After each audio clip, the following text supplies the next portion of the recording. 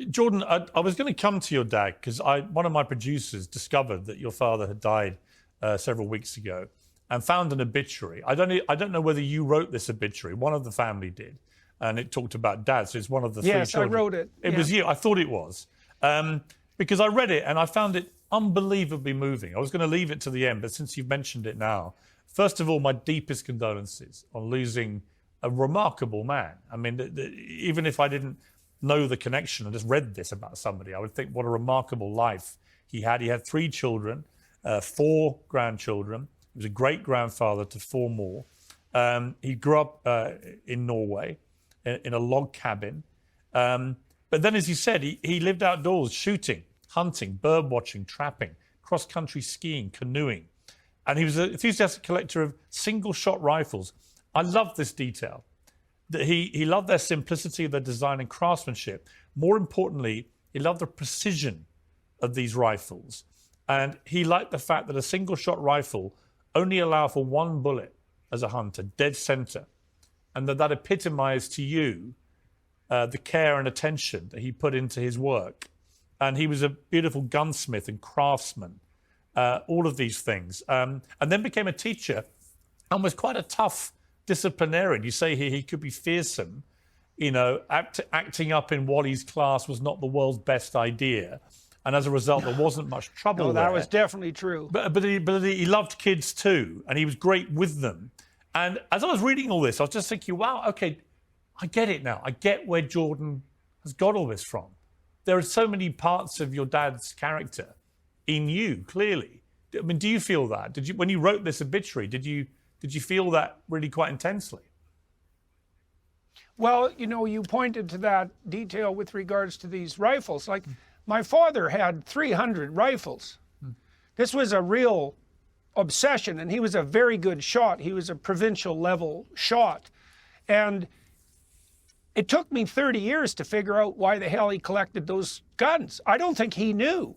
And I told him 5 years ago, I said, Dad, I figured out why you're so obsessed with rifles. I said, it's because you want to hit the target dead center with 1 shot.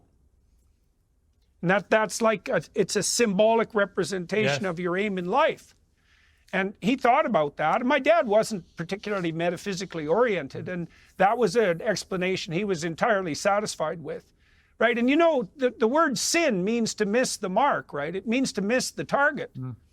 And that's acted out in this, it was acted out in my dad's life in this relationship that he had with guns. And he, as a hunter, it was the same thing. He hunted with a single-shot rifle. You got 1 shot. You got 1 chance to hit the mark. And he was very dedicated towards that kind of precision. That was part of what gave him that rough edge. He had very high standards, a very encouraging person. He believed that, he imbued me with the belief that I could do anything I set my mind to, but that didn't make him someone who was easy to please. Quite the contrary. It was a very remarkable combination. You said Dad had the force of nature about him. He'll be greatly missed. That force of nature, was it a sense also of that adventure that you talk about so much in the book? Was he an adventurous man? Well, he was adventurous in his outdoor life, I would say. You know, my father was a tough man, and so he was the fire chief of the local town as well. And the adventure for him was his ability to prevail. You know, and as you pointed out, the log cabin that he grew up in was actually in Saskatchewan.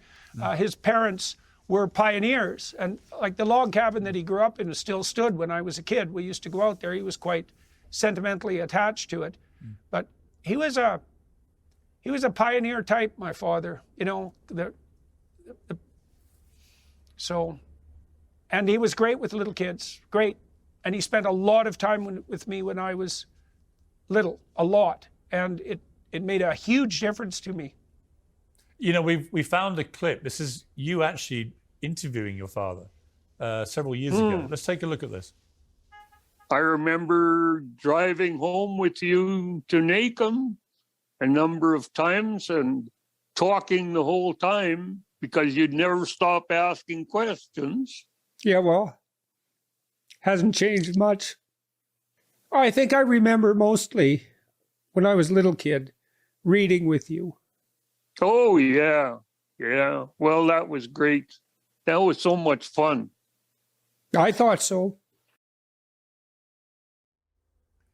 I can see how moved you are, Jorden, understandably.